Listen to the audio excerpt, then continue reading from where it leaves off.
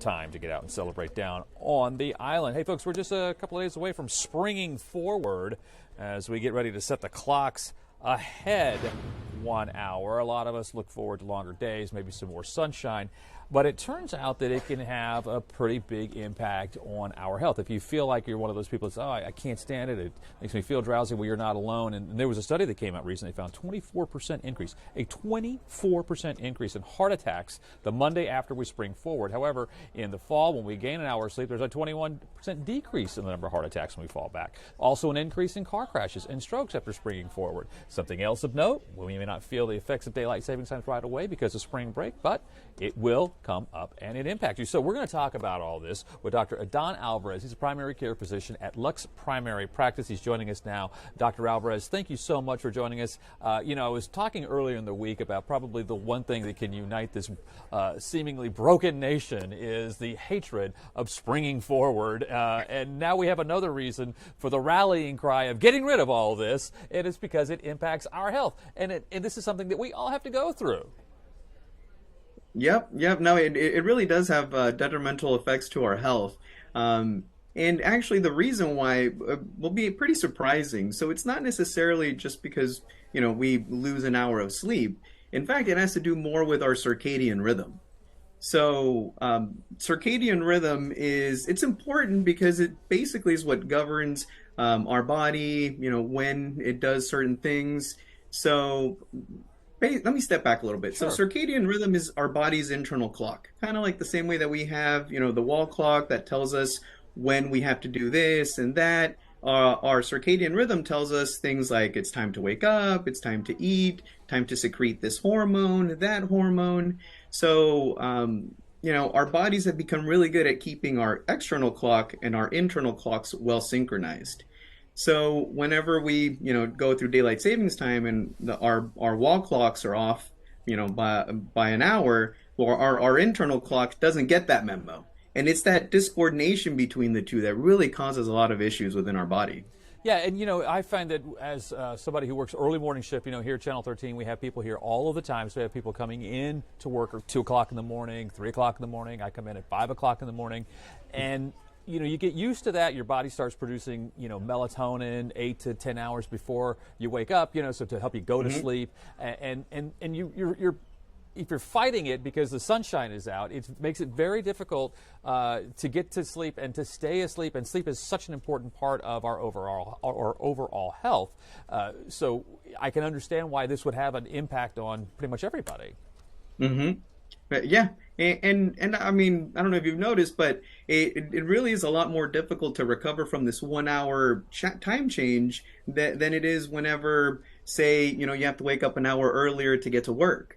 And the reason for that is because of that, real difference between our internal clocks and external clocks. So that's why it feels so much more difficult, and it can take up to a week to really recover from this 1 hour change. And unfortunately, most people don't have a week. We talked about how this happens during spring break, so maybe some people do get a chance to get better, exactly. To feel better because they kind of ease into this. But, if you're a doctor, you're a news anchor, we have to be here almost all the time. So I don't get that luxury, and I doubt that you're going to get a luxury of a week off. So I find that a lot of times when I talk to people about sleep and about how they're doing with their sleep, a lot of people will admit to taking a sleep aid to try to get to sleep, to try to induce sleep.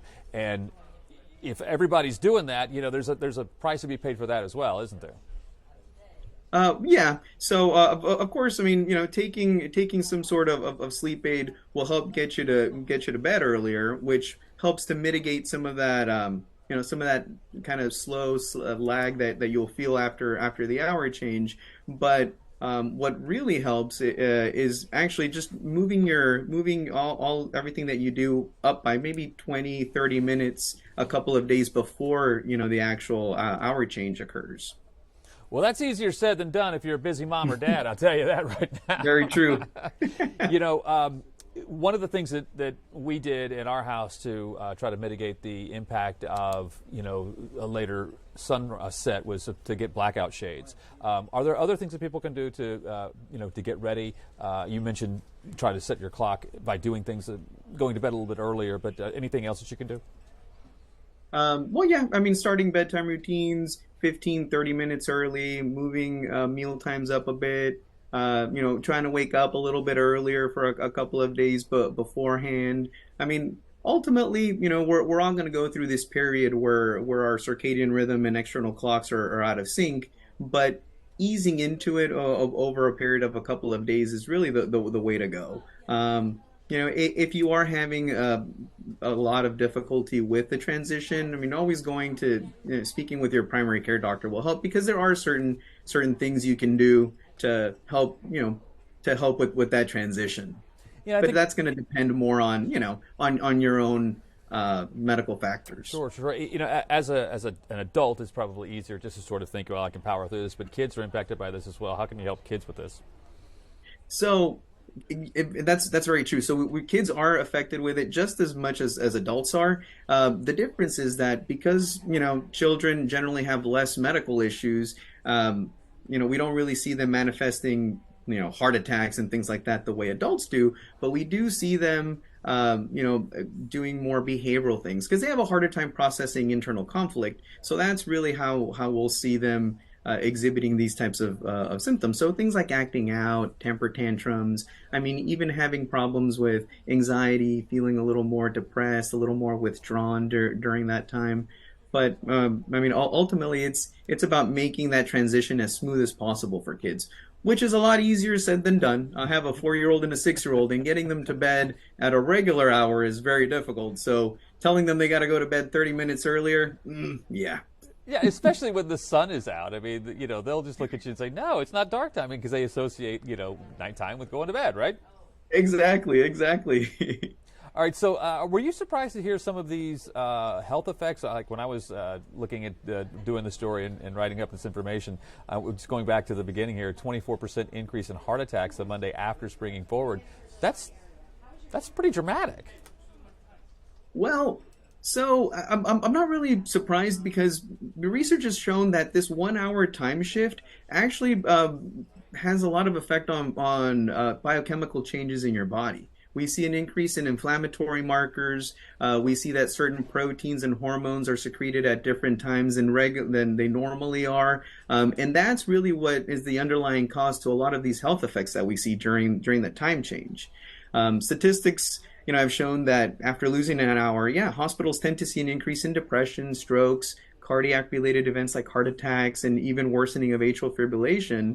And patients at home might even notice changes in their chronic medical issues. So things like your blood pressure being higher, having a harder time controlling your blood sugars, feeling more withdrawn or depressed mood, things like that. And actually, surprisingly, statistics from claims data also finds that there are more car accidents that happen following these time changes. Of course, there's a lot of different factors going into play, but being less alert definitely plays a role in these accidents. And I was just wondering, I suffer from sleep apnea, so I have a CPAP and I use that to sleep. Mm-hmm. And so getting good quality sleep can be difficult for people who struggle with a sleep problem. Do you see a lot of patients coming in, not just necessarily around time change time, but who are having issues just trying to get a good night's sleep? Oh yeah. One of the biggest things that I see in my clinic is sleep issues, and I mean, of course, there's a lot of problems at play when it comes to that. Routines, screen time. I mean, when it comes time to go to sleep, I mean, we need to start ramping down, not ramping up. And a lot of people use that time before bed to catch up on shows, catch up on their Yep. feeds and things like that. So that also plays into it. So I think that developing a good, healthy bedtime routine is key. And of course, there are medications and supplements to help, but we try to avoid that as much as possible and just try to focus more on living a healthy life and getting good routines down, so that people don't need medications. Yeah. But if they're medically necessary, they're medically necessary, and we're here to help. One last thing, you think like consistent, vigorous exercise, especially around this time of year, might help as well? Oh, exercise, it will help everything. When you go talk to your primary care doctor, they're always going to say good diet and exercise are the cornerstones to good health. So, of course, exercise is always the answer.